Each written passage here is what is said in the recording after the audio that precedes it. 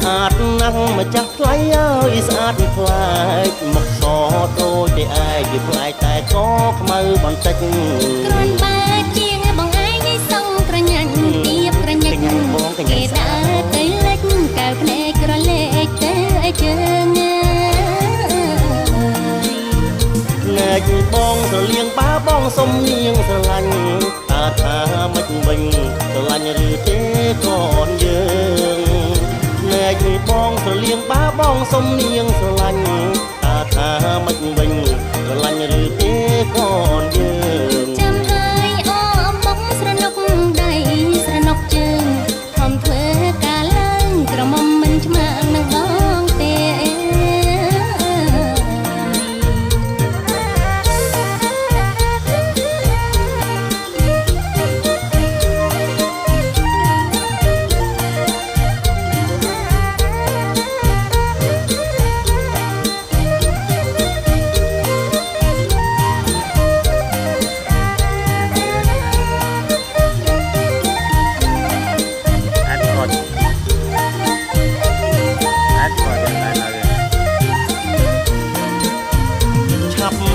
ក្រមុំបងអើយឆាប់ឡើងបងចាំរួយជើងពេលឡើងចុងអងសរសៃ